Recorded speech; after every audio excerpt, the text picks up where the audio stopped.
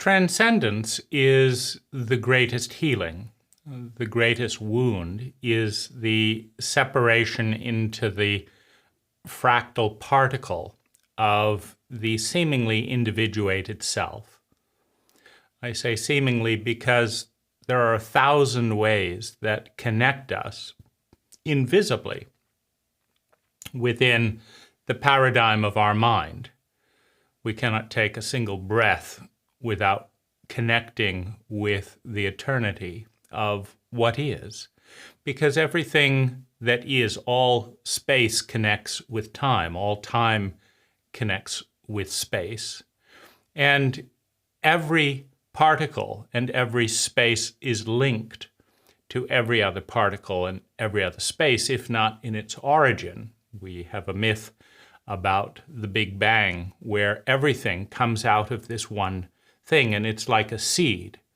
And if you imagine reality, the multiverse, as a tree that grows out of this one seed, a tree that grows in all directions, the roots growing further and further in one direction, the canopy growing further and further in another direction, star system leaves within star system branches, within star system bigger branches, going all the way back to that seed where everything emerges.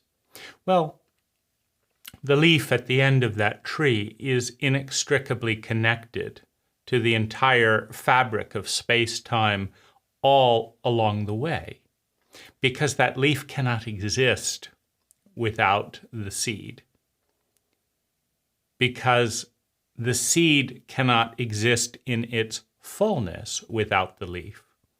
The leaf is the seed is the leaf. The roots are the canopy are the roots.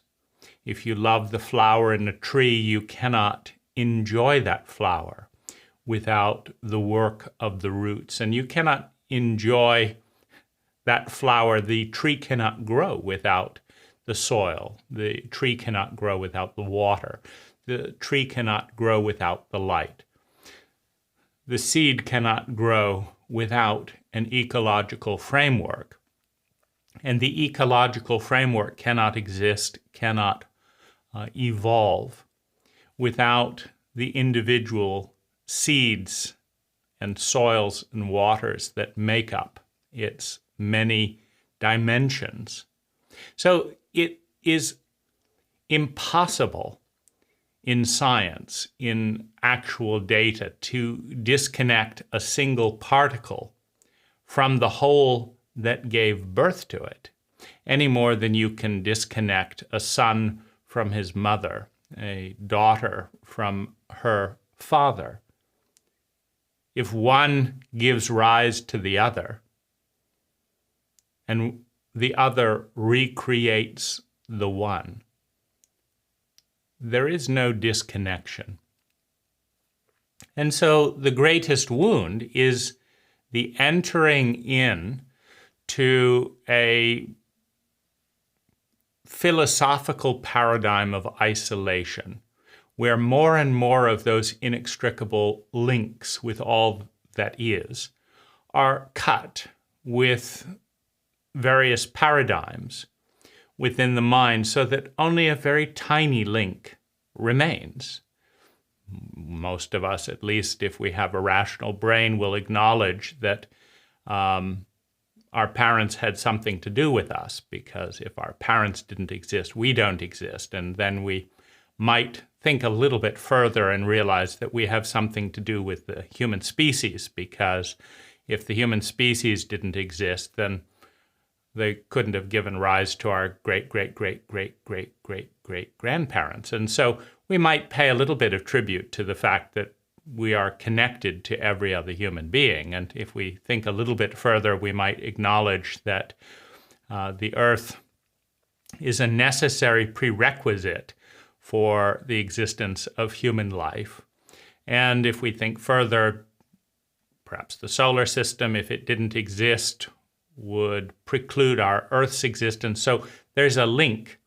But by around this point, we tune it out. With with our cult memes and say, no, I'm an isolated individual that has little or nothing to do with everything else. And, it may be a small piece, but if you think of the magnificence of a tree with thousands of beautiful leaves, you may say an individual leaf is not essential for that tree, but it is essential for that tree to reach that level of completeness, that level of magnificence. If you remove a tree or a branch, or you remove a leaf or a branch from a tree, it is not quite as complete. So, in this framework, the greatest healing is transcendence from the isolation caused by the delusion of the cultured mind. And the greatest joy, the greatest healing, is the reconnection with the larger sense of reality, with the larger tapestry of energy. And to accomplish this, one must let go of and thus transcend the cultured mind, because the cult-created mind is the mind of the veil, is the mind of the tunnel. You can put a tunnel in front of your eyes and you can only see a few little details straight in front of you unless you turn around. And that tunnel can be useful for highlighting awareness of what's going on in those details. But it also creates the illusion of endarkenment, where everything outside that little zoom focus stops existing because you've put the blinders on in such a way with the observing and measuring devices of our senses, so that only that little thing seems to exist. Only that little thing registers. So it's a certain form of hyperfocus.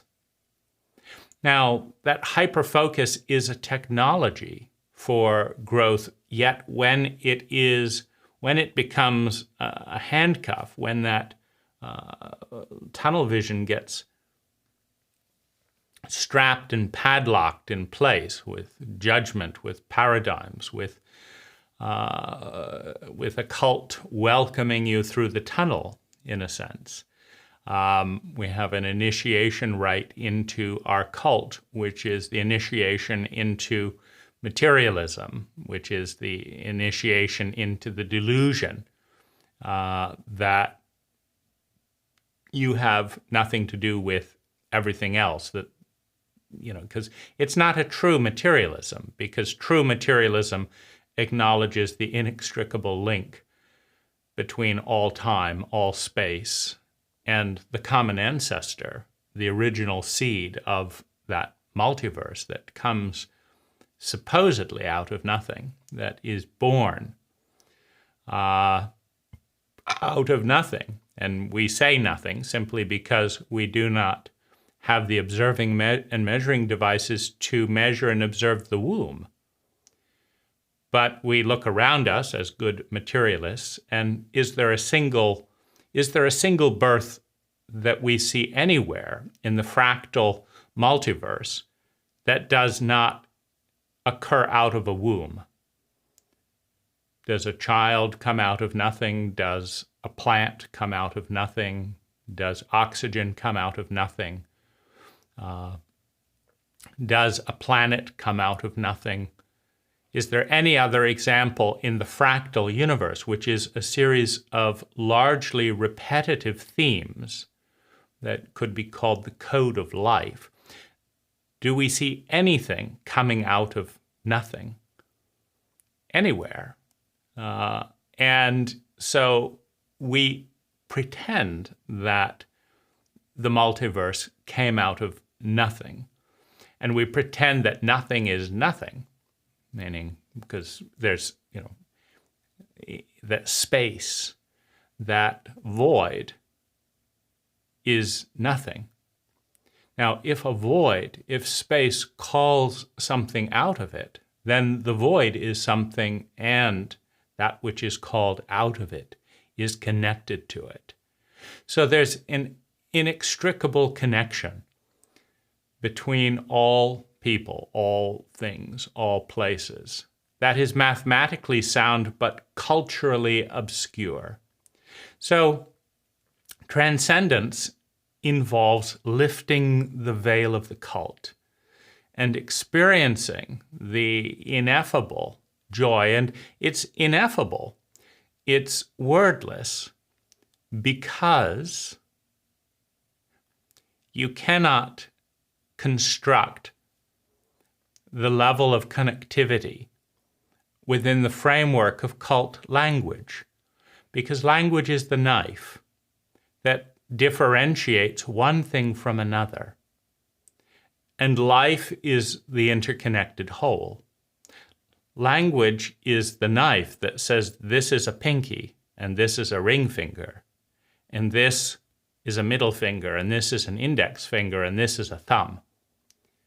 And if you magnify that 64,000 times, if you repeat that pattern 64,000 times, you have the English language, a series of knives that divides one thing from another.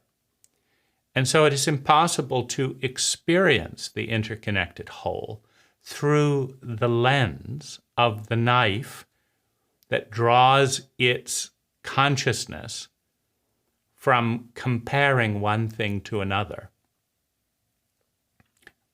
Within the interconnected whole, this is not a long series of separate things, but rather a whole.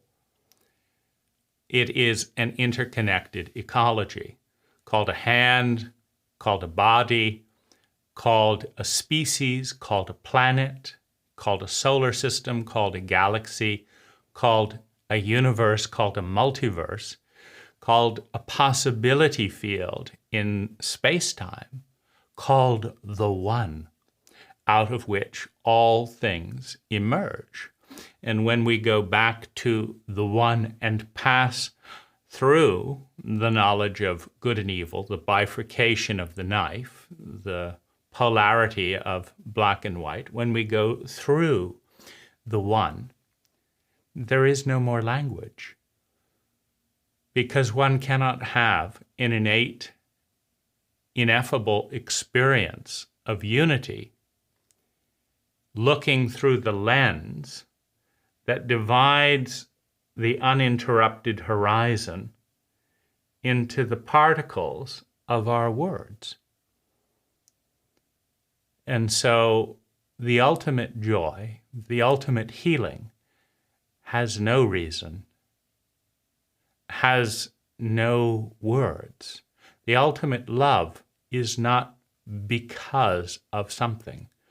The ultimate love, the ultimate gift and healing is that joy, that bliss, that surrender into that space beyond words, beyond culture, beyond the illusion of individual separation from the majesty, from the beauty, from the wonder, those last trails of differentiating sounds as one enters the gateway, the light, the place where human consciousness cannot go, because language cannot enter the undifferentiated whole.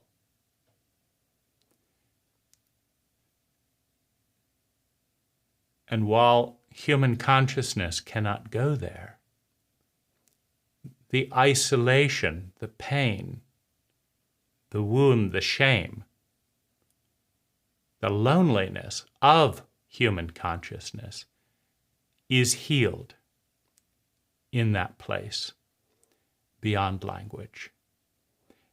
And it is all around us. It is everywhere. It is a moment away. It is a death away. It is a letting go away. And it is an indirect memory upon the return with the joy that has no reason at all. It's not that I'm happy because the neighbor moved their garbage cans out of the way. It's the happiness of existence and being, of feeling a part of the interconnected whole. Now, I woke up this morning in this state, and it is by far the most beautiful, the most healing, the most amazing state that I can know that I can experience. But I cannot capture how I got here. I cannot capture the path out of here. I cannot say the reason. I cannot say the reason not. All I can say is that the more I try and figure it out, the more I descend from this place. Because the sense of just being in this place is a place beyond language. It's a great joy, this sense of being. It's a great wonder, this sense of being.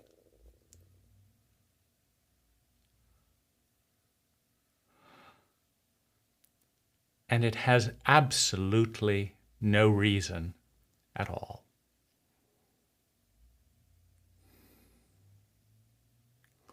We'll get into reasons and stuff in other videos, I'm sure, but for now, I will enjoy the gift of the blinders being lifted in a state of grace. Hi, I'm Dane Rose. All knowledge begins with a paradigm, and out of that paradigm comes an idea, an awareness that we adopt, reject, or synthesize into something better. It doesn't become wisdom, it doesn't become useful until we take action, until we integrate it into not only our thoughts, but our feelings, our body, our words, and our way of being. For that to occur, we have to move from the passive media paradigm into more active engagement. In the link below, in the More Information section, is an invitation to join a very small, deliberately filtered, high-quality discussion with a group of people who share a common language and want to work with these ideas, with me and with one another, with the sole goal of creating 10 times more sustainable well-being for ourselves and those around us per unit of energy invested. Thank you for watching.